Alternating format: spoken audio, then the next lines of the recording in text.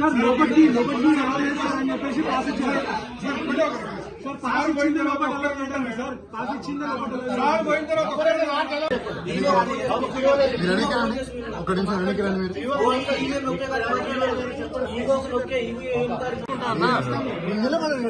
తీసుకోండి తీసుకోండి తీసుకోండి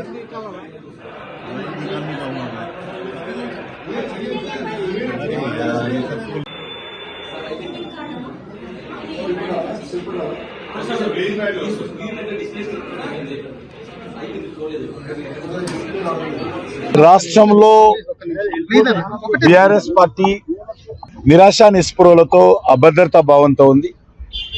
ఈరోజు కాంగ్రెస్ పార్టీ అదేవిధంగా పూర్తిగా అభద్రతా భావంతో తప్పుడు ప్రచారానికి ఏదో రకంగా అధికారంలో రావడం కోసం కాంగ్రెస్ పార్టీ కూడా ప్రయత్నం చేస్తూ ఉంది.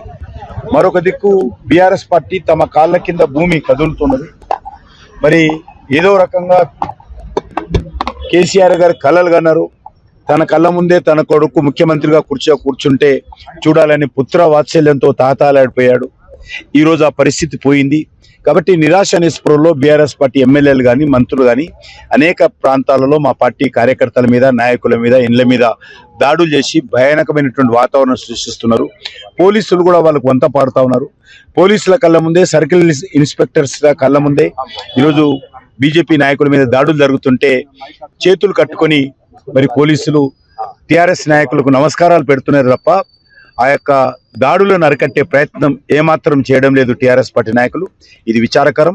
ఖచ్చితంగా పోలీసులు బాధ్యతతో ఉండాలి. ఈ రకమైనటువంటి సంఘటన జరిగినప్పుడు నిష్పక్షపాతంగా పోలీసులు వ్యవహరించాలని కోరుతున్నాను. డబ్బు ప్రభావం చూపిస్తుంది.